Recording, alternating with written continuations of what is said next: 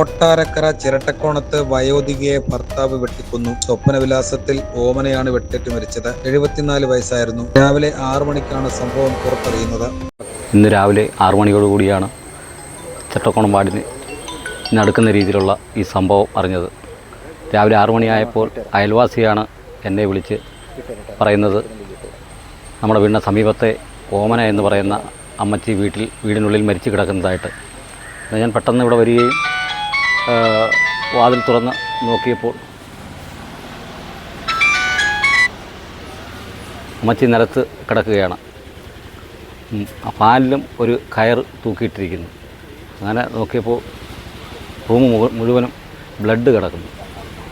അങ്ങനെയാണ് മനസ്സിലാക്കിയത് ഇത് ഒരു ദുരൂഹതയുണ്ടെന്ന്. അങ്ങനെയാണ് ഞാൻ കൊട്ടാരം സ്റ്റേഷനിലും അതുപോലെ തന്നെ സി ഐയും എസ് ഐ ഒക്കെ വിളിച്ച് വിവരം പറഞ്ഞു.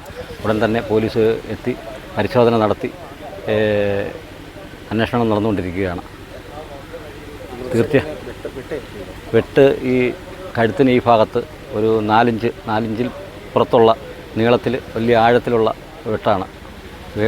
റൂമിനകത്ത് തന്നെ വെട്ട് കത്തി കിടപ്പുണ്ട്, ഒരു ചെറിയ പിച്ചാത്തി കിടപ്പുണ്ട്. അങ്ങനെ വളരെ നമുക്കെല്ലാം ഒരു വിഷമം ഉണ്ടാകുന്ന രീതിയിലാണ് നടന്നിരിക്കുന്നത്.